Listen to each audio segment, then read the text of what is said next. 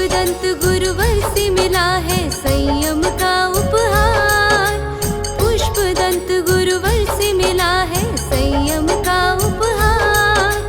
ऐसे प्रमुख गुरु चरणों में वंदन बारंबार। आया है महामहोत्सव रजत दीक्षा का उत्सव। आया है महामहोत्सव रजत दीक्षा का उत्सव।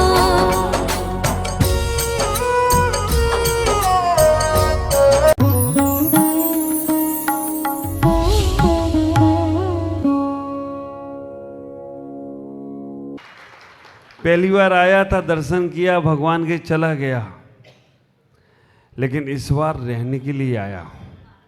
इस बार आपके बीच में उस आनंद की गंगा को बहाने के लिए आया हूँ जो बेलगछिया में विगत समों से बह रही है। आप विचार करके रखना, 4 महीने का चातुर्मास नहीं मिला कोई बात नहीं, लेकिन 2 दिन का भी चातुर्मास मिल जाए तो कोई आश्चर्य की बात नहीं है। इतना ही विचार करना कि अपने जीवन को कैसे उस धारा से जोड़ा जाए, कैसे उस धारा में हम अपनी राधा को बनाकर बहाने का प्रयास करें। राधा जब जब धारा में बहती है तब तक अपने मियाँ को, अपने प्रिया को पा लेती है। जब तक भक्त भगवान की धारा में बहता है तब तक भगवान को अपने घर भी बुला ले तो कोई आश्चर्य की बात नहीं होती। विचार करके रखना, मीरा की भक्ति और राधा की भक्ति दोनों की भक्ति थी, दोनों का प्रेम था। मीरा की भक्ति जब तक नारायण श्री कृष्ण पास में नहीं थे तब भी भक्ति थी, और राधा की भक्ति तभी तक थी जब तक वो साथ में थी। इतना ही विचार करो अपने जीवन में कैसे उस भक्ति से जुड़ सकते हैं, कैसे उस युक्ति से जुड़ सकते हैं, कैसे उस परमात्मा की मुक्ति से जुड़ सकते हैं। हमें अपने जीवन में उस परम स्थान को पाना है जिस स्थान को हमने अभी तक पाया नहीं। अभी आप कौन से स्थान पर बैठे हैं? कौन सा स्थान है? हाँ, कौन से स्थान में बैठे हैं? मंदिर के स्थान में बैठे हैं। हाँ, दर्शन में स्थान में बैठे हैं।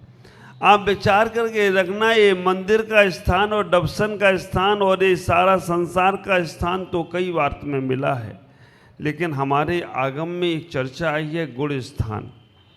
कौन से गुड़ स्थान में बैठे हो? हाँ, आप विचार करके रखना, हमें केवल इतना ही स्थान मालूम है कि मंदिर का स्थान है और ये मंदिर के स्थान है। मंदिर कहाँ? दर्शन में है, और दर्शन कहाँ? कलकत्ता में है। कलकत्ता कहाँ? भारत में है। भारत कहाँ? जम्बूद्वीप में है। जम्बूद्वीप कहाँ? मध्यलोक में है। इसके बाद का स्थान पता ही नहीं है। ख्याल करो, ये स्थान से नहीं, गुड़ स्थान से कल्याण होगा। हमारे आचार्यों ने गुणस्थान बताए हैं। कितने गुणस्थान होते हैं? सबको मालूम है। हम तो केवल बताने आए हैं, जो तुम्हें मालूम है उसी को प्रयाग में लाना है, उसी को अपने जीवन में उतारना है। 14 गुणस्थान है, और 14 गुणस्थान के अलावा इस संसार में कुछ भी नहीं है। जहाँ जहाँ गुणस्थान है वहाँ वहाँ जीव है, और जहाँ जहाँ जीव है वहाँ वहाँ गुणस्थान है। आप विचार करके रखना, जीव बिना गुणस्थान के मिल सकता है, लेकिन गुणस्थान बिना जीव के नहीं होगा। जीव बिना गुणस्थान के मिल सकता है कि नहीं? कहाँ मिलेगा जीव बिना गुणस्थान वाला? कहाँ मिलेगा? सिद्धालय में जो जीव है उसको कोई गुणस्थान नहीं है, लेकिन संसार में जितने भी जीव हैं उनका गुणस्थान है। गुणों के रहने के स्थान को क्या बोलते हैं? गुणस्थान। जहाँ हम चल रहे हैं, जहाँ से चले हैं और जहाँ पहुँचना है, उस स्थान को क्या बोलते हैं? गुणस्थान। आप विचार करके रखना, ये चर्चा हमें जरूर समझना है। हमने मंदिर की पूजाएं, उपासनाएं बहुत की, गुरुओं की भक्ति बहुत की, स्वाध्याय बहुत किया, लेकिन अभी तक हम ये नहीं सोच पाए कि हम हैं कहाँ पर और कहाँ से आए हैं और जाना कहाँ है। तो ख्याल करके रखना, हमारे आचार्यों ने, ज्ञानी मनीषियों ने कहा है, मोह और योग के निमित्त से जो तुम्हारे परिणाम हो रहे हैं उनको कहते हैं गुणस्थान। और अगर आपको एक गुणस्थान समझ में आ जाए ना, तो आप विचार करके रखना, बाह्य की प्रवृत्ति छोड़ना नहीं पड़ेगी, छूटती चली जाएगी।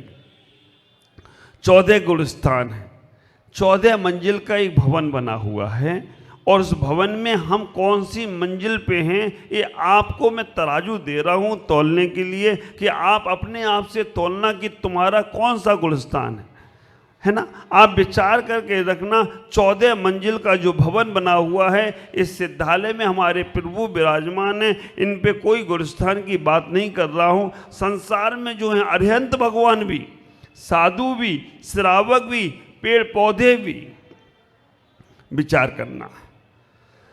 14 गुणस्थानों की 14 मंजिल के उस भवन का नाम समझ लो। पहला भवन का नाम है मिथ्यात, दूसरे का नाम है सासादन, तीसरे का नाम है मिस्र, चौथे का नाम है असंयम। क्या बोलते हैं? चौथे का, पहला मिथ्यात, सासादन, मिस्र, अवृत्ति, सम्मित दृष्टि। असंयमी है लेकिन सम्मित दृष्टि हो गया।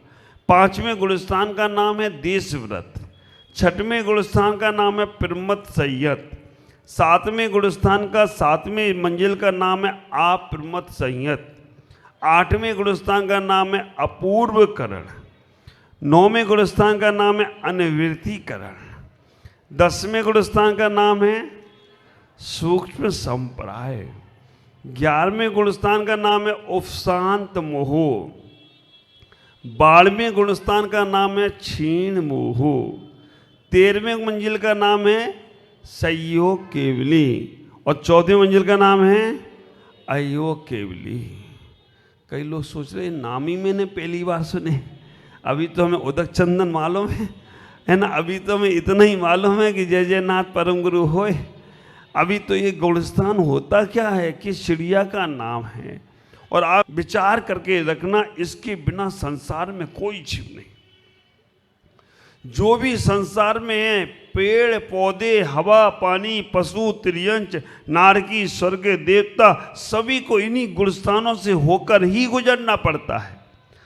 आप विचार करके रखना, एक इंद्रिय से लेकर पंच इंद्रिय असंगी तक जितने जीव हैं, कौन सा गुणस्थान होगा उनका? पहला। एक इंद्रिय जिनके पास मन नहीं है ना, वो जो मन से रहित हैं, उनका केवल केवल एक ही मंजिल है, पहला गुणस्थान। वो मंदिर में भी आ जाए, वो संतों के चरणों में भी पहुंच जाएं, लेकिन पहले गुणस्थान से ऊपर नहीं बढ़ सकते। ख्याल करके रखना, संसार में ऐसे जीव हैं जो कुछ भी करते हो, अगर भाव और परिणाम तुम्हारे अच्छे नहीं हैं तो तुम्हारा गुणस्थान बढ़ने वाला नहीं है। साधु के भेष में भी बैठ जाओ, अगर परिणामों में तुम्हारे निर्मलता नहीं है, अगर परिणामों में तुम्हारे कल्याण की भावना नहीं है, तो जगत तो तुम्हें पूजेगा, लेकिन तुम खुद पूज्यता को प्राप्त नहीं हो सकते। ख्याल करके रखना, हमारे आचार्यों ने जो गुणस्थान की व्यवस्था बताई, इतना ही कहते हैं, मिथ्यात मिस कर दे सत्य की बात, उसका नाम मिथ्यात। मिस कर दे सत्य की बात, उसका नाम मिथ्यात। ये परिभाषा मेरे गुरुदेव की है, चटपट समझ में नहीं आती है। चटपट समझ में आ जाए तो झटपट कल्याण भी हो जाएगा, लेकिन हमें तो आगम की परिभाषा समझ में आती है। मिथ्यात किसे कहते हैं? आप विचार करके रखना, जहाँ 7 तत्वों पर तुम्हारा सिद्धांत नहीं है वो मिथ्यात, जहाँ पर देव शास्त्र गुरु के प्रति तुम्हारा विश्वास नहीं है वो मिथ्यात, जहाँ पर अनंतानुबंधी कसाय नहीं गई है और मिथ्या दर्शन नहीं गया है वो मिथ्यात है। आप विचार करके रखना, अनंतानुबंधी कसाय भी चली गई, दर्शन मोहिनी कर्म भी चला गया, 7 तत्वों पे श्रद्धान भी हो गया, देव शास्त्र गुरु पे भी श्रद्धान हो गया, लेकिन अपनी आत्मा पे श्रद्धान नहीं हुआ, ये भी मिथ्यात है। ख्याल करके रखना, सब कुछ आपको ऐसे ऐसे मुनिराज है जिनको घानी में पेल दिया गया, शरीर से जिनको 1% भी राग नहीं, जिनके सर पे सिगड़ी जग दी गई। आप विचार करके रखना, फिर भी उनके मुख से उफ नहीं निकला, वो भी कहीं ना कहीं अगर अपने आत्मा पर विश्वास न कर पाए तो मिथ्यात्व में चले जाएंगे। तो ख्याल करके रखना, इस मिथ्यात्व की परिणति से बचो, क्योंकि जैन कुल मिलना, ये बात मैंने पहले भी प्रवचनों में कही है। आप अपना घर में कभी जैन अपने घर में जन्म दिवस आदि मनाओ तो ये नहीं लिखना कि आज हमारा जन्म दिवस है। क्या लिखना? आज हमारा जैन कुल में पहला जन्म दिवस है, आज हमारा जैन कुल में दूसरा जन्म दिवस है, आज हमारा जितने साल के हो जाओ, 10 साल के बच्चे का जन्म दिवस मनाओ तो क्या लिखना? आज हमारा जैन कुल में बच्चे का 10वां जन्म दिवस है। जैन कुल में जन्म लेना ही समझना 50%, 80% पाप से तुम छूट गए। केवल जैन कुल में जन्म लेने मात्र से कितने बड़े पापों से छूट गए। अगर कहीं और जन्म लेना पड़ता और जन्म हो जाता तो आप विचार करके रखना, ना चाहकर भी तुम्हें उन्हीं पापों में लगना ही लगना पड़ता। और समझ के रखना, जैन कुल में जन्म भी अच्छी बात है, लेकिन हिंदुस्तान में जन्म लेना भी अच्छी बात है। विदेशों में जन्म लेते तो मार मार के मुसलमान बना दिया जाता तुम्हें। इतने आम विचार करना, हमें इतना ही सोचना, जैन कुल में जन्म लिया, तुम्हारा आधे से ज़्यादा पाप अपने आप खत्म हो गया, थोड़ा सा पाप रह गया। जैन कुल में जन्म लेने वाले के 50% पाप अपने आप कम हो गए, क्योंकि वो नॉन वेज का सेवन नहीं कर सकता, वो ड्रिंक नहीं कर सकता, वो नशीली चीज़ों का सेवन नहीं करता है, गलत चीज़ों का सेवन नहीं करता है, मांस आदि का सेवन नहीं करता है। और 50% पाप जो बचे हैं, अगर उसने जैन नियमों का पालन कर लिया, रात्रि का भोजन नहीं करता है, पानी को छानकर उपयोग में लाता है, आप विचार करके रखना, बिना देव दर्शन के वो अपनी जीवन की चर्या को जीता नहीं है, तो 30% पाप उसके और कम हो गए। अब 20% पाप रह गए अंतरंग वाले, बहिरंग। रात्रि भोजन छोड़ना अंतरंग की बात है या बहिरंग की बात है?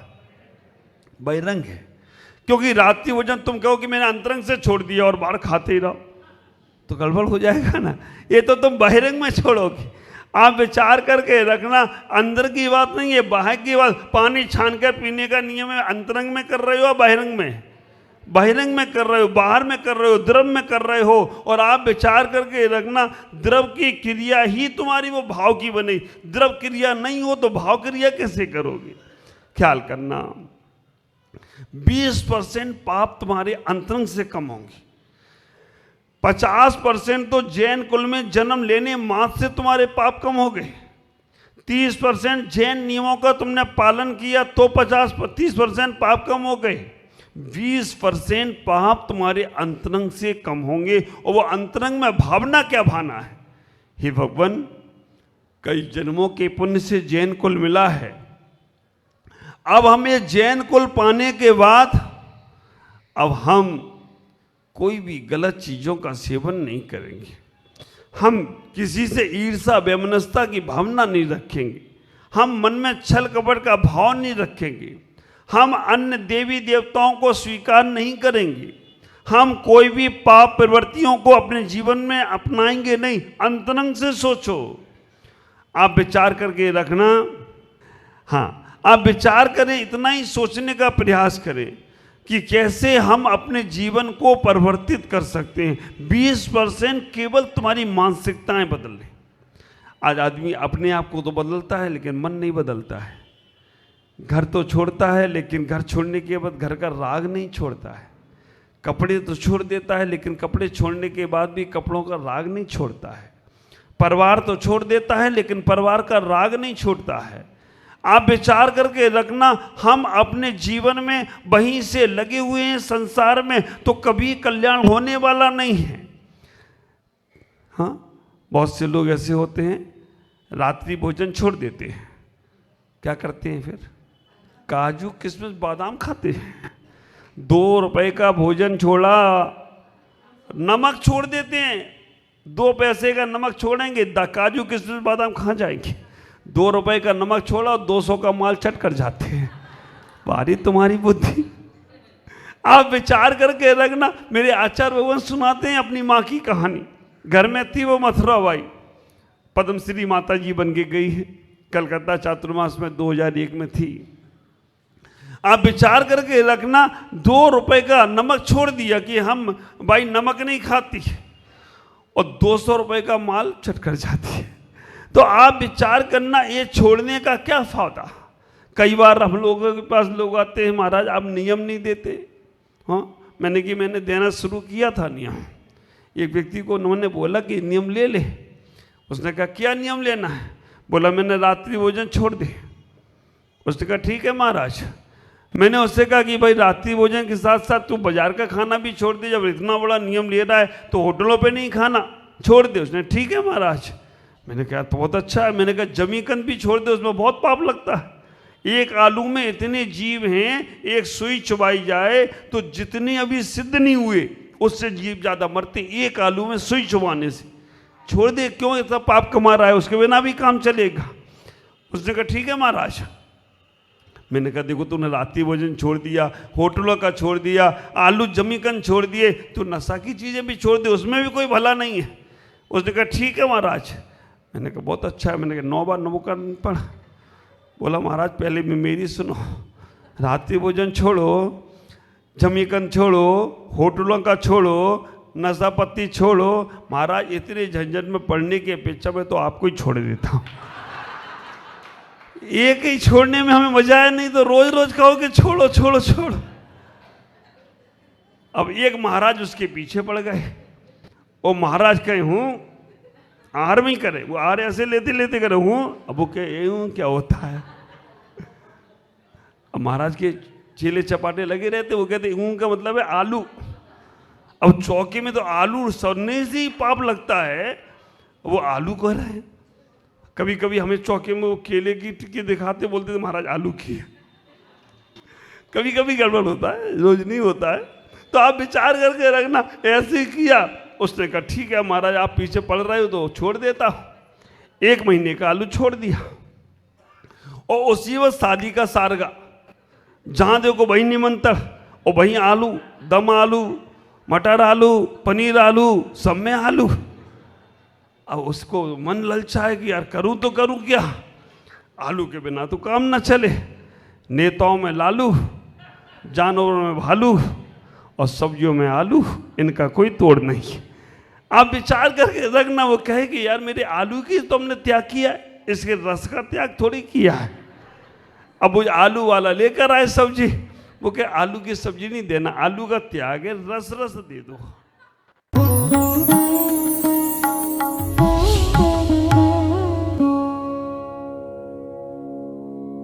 ज्ञान एवं संस्कार का अद्वितीय संगम, मुनि प्रमुख सागर जैन पब्लिक स्कूल उत्तर प्रदेश प्रांत के जिला इटावा की पुण्य भूमि कुनेरा में परम पूज्य पुष्पगिरी तीर्थ प्रणेता आचार्य श्री 108 पुष्पदंत सागर जी महाराज के मंगल आशीर्वाद एवं परम पूज्य भारत गौरव आचार्य श्री 108 प्रमुख सागर जी महाराज की पावन प्रेरणा से स्थापित मुनि प्रमुख सागर जैन पब्लिक स्कूल, जहां भावी पीढ़ी को न केवल लौकिक शिक्षा प्रदान की जा रही है, बल्कि भारतीय संस्कृति और उत्तम संस्कार भी प्रदान किए जा रहे हैं। यही शिक्षा समाज में जागरूकता, नैतिकता और समता का भाव जागृत कर रही है, तो वहीं ये संस्थान भविष्य का मार्गदर्शक बनकर एक सशक्त समाज के निर्माण में सहायक सिद्ध हो रहा है। इसके अलावा कक्षा 8वीं तक की शिक्षा प्रदान करने वाले इस स्कूल में पूज्य गुरुवर की अनुमति से अब कक्षा 12वीं तक के विद्यार्थी भी लाभान्वित हो सकेंगे।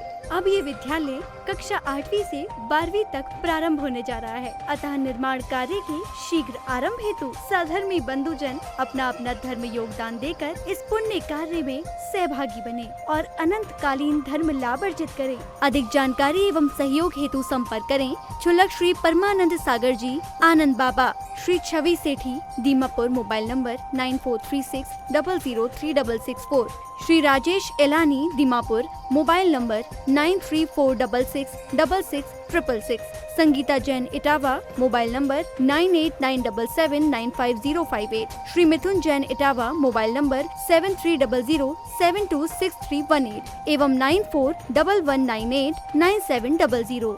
बैंक डिटेल्स बैंक का नाम बंधन बैंक। खाता संख्या 1022000048325668। IFSC code BDBL 002101। खाता नाम श्री दिगंबर जैन आचार्य प्रमुख सागर सेवा ट्रस्ट।